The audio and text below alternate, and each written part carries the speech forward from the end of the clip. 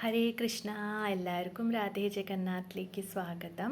ഞാനിന്ന് പറയാൻ പോണത് നിസ്വാർത്ഥ പ്രേമത്തിനെ കുറിച്ചിട്ടാണ്. ഭഗവാനോട് എങ്ങനെയാണ് നിസ്വാർത്ഥ പ്രേമം ഉണ്ടാകേണ്ടത്. അത് പറയണത് ശ്രീ രാധാറാണി എത്രത്തോളമാണ് ശ്രീകൃഷ്ണ ഭഗവാനെ നിസ്വാർത്ഥ പ്രേമം സ്നേഹിക്കണം. അതേപോലെ വേണം എല്ലാ ജീവാത്മാവും പരമാത്മാവിനെ സ്നേഹിക്കേണ്ടത്.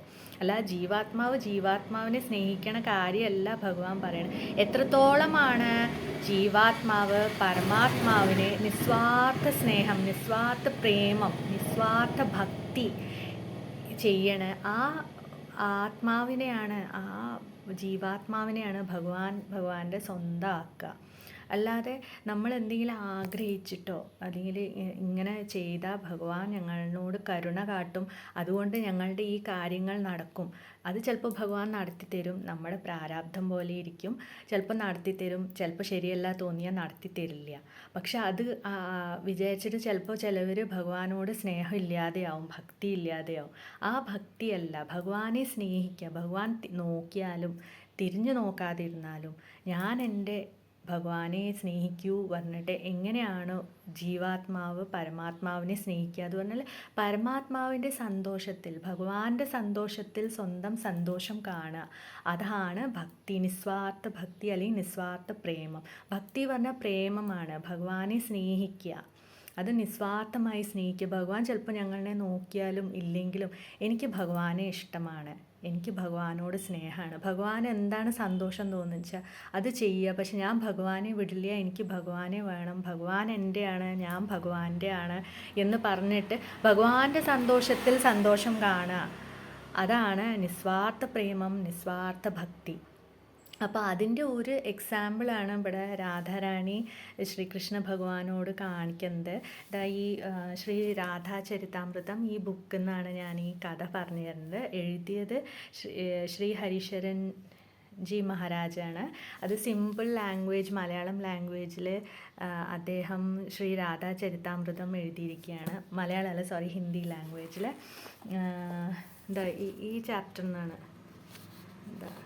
ഈ ചാപ്റ്ററിൽ നിന്നാണ് ഞാൻ ഈ സ്റ്റോറി പറഞ്ഞു തരാൻ പോണത്.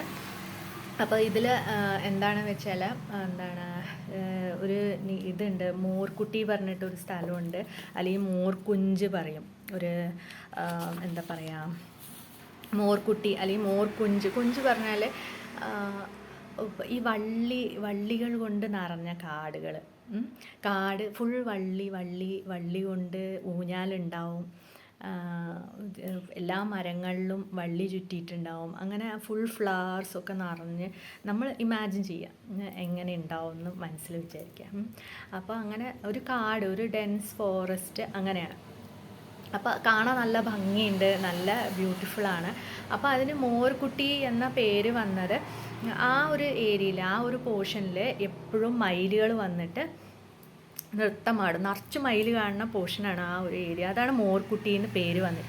അതുകൂടാതെ രാധാറാണിക്ക് മോർക്കുട്ടിയോട് ഭയങ്കര സ്നേഹമാണ്. എന്താണെന്ന് വെച്ചാൽ ഒരു ദിവസം രാധാറാണി സഖിമാരൻ്റെ ഒപ്പം മോർക്കുട്ടി ആ ഏരിയയിൽ നിറച്ച് മയിലിനെ കാണും പറഞ്ഞിട്ട് പോവുകയാണ് സഖിമാരൻ്റെ ഒപ്പം. പോകുമ്പോൾ അവിടെ മയിലിനെ ഒന്നും കാണുകയില്ല. അപ്പോൾ രാധാറാണി സങ്കടപ്പെടും, അയ്യോ ഞാൻ ഇവിടെ ഇത് മയിലിനെ കാണും പറഞ്ഞിട്ട് വന്നിട്ട് ഇവിടെ ഒറ്റ മയിലിനെ കാണുന്നില്ലല്ലോ പറഞ്ഞിട്ട് സങ്കടപ്പെടുക.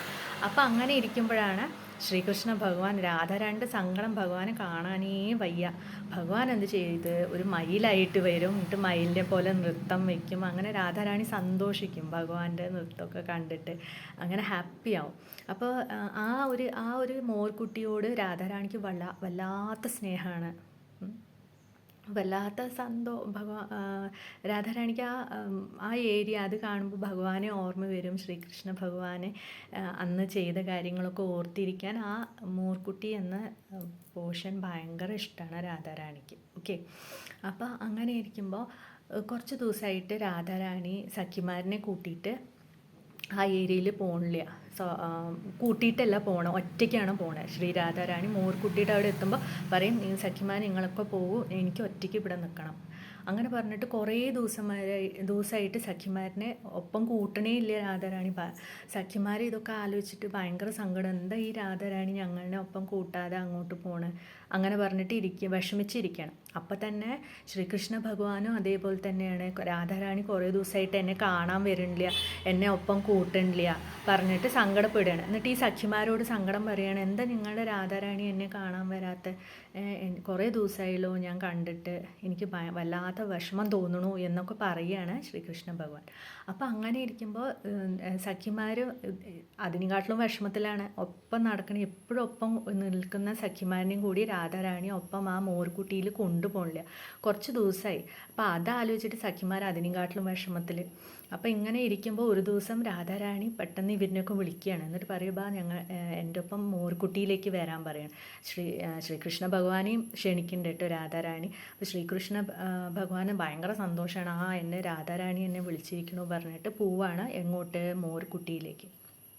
അപ്പോൾ മോർക്കുട്ടിയിൽ പോകുമ്പോൾ അന്ന് അവർക്ക് തുറന്നു കൊടുത്തിരിക്കുകയാണ്. ആ മോർക്കുട്ടി അന്ന് സഖിമാർക്ക് പ്രവേശനമുണ്ട്.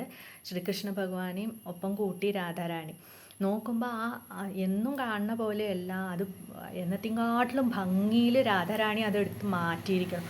അവിടെ ഒരു കുളമുണ്ട്, പല നിറത്തിലുള്ള താമരപ്പൂവുണ്ട്,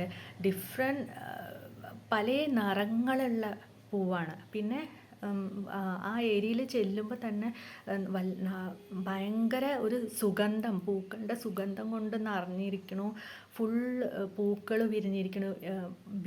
എന്നത്തെയും കാട്ടിലും ഭംഗി അതിന് കൂട്ടിയിട്ട് ഓരോ ഭാഗം രാധാറാണി ചന്തം കൂട്ടിയിട്ട് കൊണ്ടുവന്നിരിക്കുകയാണ് രാധാറാണിയുടെ ഇഷ്ടപ്രകാരം. ഇത് കണ്ടിട്ട് സഖിമാരൊക്കെ ഇങ്ങനെ അത്ഭുതത്തോടു കൂടി നോക്കിയിരിക്കണേ, എന്തൊക്കെ ഈ രാധാറാണി ഇത്രയും ദിവസത്തിൻ്റെ ഉള്ളിൽ കാട്ടിക്കൂട്ടിയിരിക്കണ പറഞ്ഞിട്ട്. ശ്രീകൃഷ്ണ ഭഗവാൻ അതിനെക്കാട്ടിലും അങ്ങനെ. അപ്പോൾ ശ്രീകൃഷ്ണ ഭഗവാൻ ഇങ്ങനെ എന്തൊക്കെ രാധയെ നീ കാട്ടി വെച്ചിരിക്കണ പറയും. അപ്പോൾ രാധാറാണി, നിനക്ക് ഞാൻ ഒരു സർപ്രൈസും കൂടി കാണിച്ചു തരട്ടെ പറയാണ്. അപ്പോൾ ശ്രീകൃഷ്ണ ഭഗവാൻ ചോദിക്കാൻ എന്താണാവോ അത് പറയുമ്പോൾ ശ്രീ രാധാറാണി ഉറക്കെ, ആ കാട്ടിൽ ഉറക്കെ, ശ്രീ രാധേ രാധേ രാധേ, ശ്രീ രാധാറാണി സ്വയം ശ്രീ രാധാറാണിയുടെ പേര് ഉച്ചരിക്കുകയാണ് ഉറക്കെ. അപ്പോൾ കാട്ടിന്ന് ഉള്ളിൽ നിന്ന് മയിലുകളൊക്കെ ഇങ്ങനെ ഓടി വരുന്നു, കിളികൾ ഓടി വരുന്നു, പക്ഷികൾ ഓടി വരുന്നു, മാനുകൾ ഓടി വരുന്നു, എല്ലാ ജീവജാലങ്ങളും ചുറ്റും വന്ന് നിൽക്കുകയാണ്. എന്നിട്ട് അവരൊക്കെ രാധേ രാധേന്ന് അവർ ഒച്ച ഉണ്ടാക്കുകയാണ്. എല്ലാവിടെയും രാധാനാമം കൊണ്ട് മുഴങ്ങാണ്. അത് കഴിഞ്ഞിട്ട് ശ്രീ രാധാറാണി ഒരു മയിലിനെ വിളിക്കുകയാണ്. മയിലേ വരൂ, അടുത്തേക്ക് വാ പറയുമ്പോൾ മയിൽ വരുന്നുണ്ട്. എന്താ വെച്ചാൽ ശ്രീ രാധാറാണി ഇവർക്ക് ഫീഡ് ചെയ്യും, ഇവർക്ക് അരിയും നെല്ലും അതൊക്കെ വിതറി കൊടുക്കും ഈ കിളികൾക്കും പക്ഷികൾക്കൊക്കെ. അപ്പോൾ ശ്രീ രാധാറാണി അവർക്ക് പഠിപ്പിച്ചു കൊടുത്തിരിക്കുകയാണ്. ശ്രീ രാധ രാധേ രാധേ എന്ന് ഉച്ചരിക്കാൻ പഠിപ്പിച്ച് കൊടുക്കുകയാണ്. അപ്പോൾ മയിലിൻ്റെ അടുത്ത് പറയൂ, നീ എന്ന് പറയുമ്പോൾ മയിൽ പറയും രാധേ രാധേ രാധേ.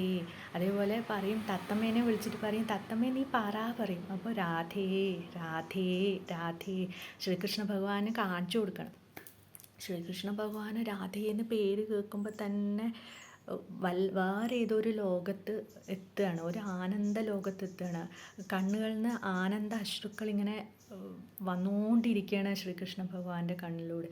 അങ്ങനെ ആനന്ദം കൊണ്ട് മയങ്ങി ശ്രീ രാധാറാണിൻ്റെ മേലിൽ വീഴുകയാണ് ശ്രീകൃഷ്ണ ഭഗവാൻ. അത്രയ്ക്കും പ്രിയമാണ് ശ്രീ രാധ എന്ന നാമം ഭഗവാന് കേൾക്കും. അങ്ങനെ ആ കുഞ്ച അങ്ങനെ രാധയുടെ പേര് കൊണ്ട് മുഴങ്ങി ഇങ്ങനെ എക്കോ പോലെ വരുന്നുണ്ട്. രാധ രാധ തന്നെയാണ് എല്ലാവിടെയും. വൈകുന്നേരം ആയപ്പോൾ ശ്രീകൃഷ്ണ ഭഗവാൻ നന്ദഗാവിലേക്ക് തിരിച്ചു പോവാണ്, നന്ദഭവനത്തിൽ തിരിച്ചു പോവാണ്. അങ്ങനെ സഖിമാർ രാധാറാണി മാത്രമാണ് അപ്പോൾ അവിടെ ഉള്ളത്. അപ്പോൾ അതിൽ ഏറ്റവും പ്രിയപ്പെട്ട സഖിയാണ് ലളിത സഖി രാധാറാണിയുടെ. ലളിത സഖി എന്തും ചോദിക്കാനുള്ള ഒരു ധൈര്യമാണ് രാധാറാണിയുടെ അടുത്ത്. അപ്പോൾ ലളിത സഖി ചോദിക്കും, രാധാറാണി ഞാൻ ഒരു ചോദ്യം ചോദിക്കട്ടെ, നീ ദേഷ്യപ്പെടാനൊന്നും പാടില്ല. നീ പ്രേമത്തിൻ്റെ അധിഷ്ഠാത്രി ദേവിയാണ്. പ്രേമം എന്താണെന്ന് പ്രേമം നീയാണ്.